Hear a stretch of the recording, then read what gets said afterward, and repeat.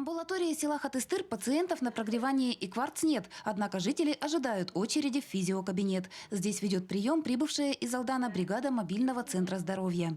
После проверки зрения и экспресс-анализа крови на сахар и холестерин пациент приглашается на комплексное аппаратно-программное тестирование, включающее электрокардиограмму и спирометрию. Прием прошел хорошо, продуктивно, я так думаю, потому что основная масса населения прошли. Здесь всегда приходит очень много людей. Все хотят всегда узнать свой сахар, холестерин. Очень ждут всегда офтальмолога, проверяют, подбирают очки, проверяют зрение. Мобильный центр здоровья действует в Алданской ЦРБ с 2012 года. Укомплектованную высокоточной аппаратурой «Газель» больница получила по национальному проекту «Здоровье». В города и поселки района медработники выезжают регулярно. Ну, нормально, хорошо, да, для сельской местности очень даже хорошо. Полезным оказывается. Конечно.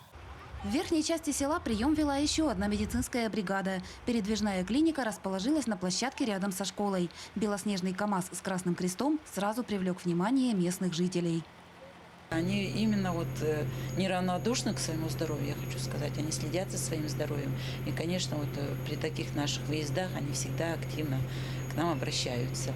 После сдачи анализов люди проходили в соседнее помещение на прием к врачу-терапевту. Желающих пройти диагностику в клинике на колесах оказалось немало. Особую активность проявили женщины. Наряду с обследованием они имели возможность сдать мазок на онкоцитологию. Конечно, очень удобно. Мы же с работы, кое-как я же пришла с работы. Поэтому целый день мы теряем, если ездить в Алдан. Медицинско-диагностический центр поступил в Алданскую ЦРБ по программе модернизации здравоохранения республики в декабре. Комплекс приспособлен под решение обширного круга задач. Все 3 кабинета в кузове КАМАЗа оснащены современной диагностической аппаратурой и оборудованием для оказания первичной и неотложной медицинской помощи. Именно через первичное звено мы можем охватить те слои населения, выявить те заболевания, которые являются социально значимыми, как сердечно-сосудистые заболевания, злокачественные.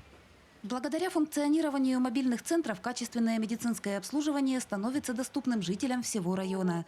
В рамках программы модернизации здравоохранения производится масштабное переоснащение и укрепление материально-технической базы медицинских учреждений. Реализация программы продолжится до 2024 года.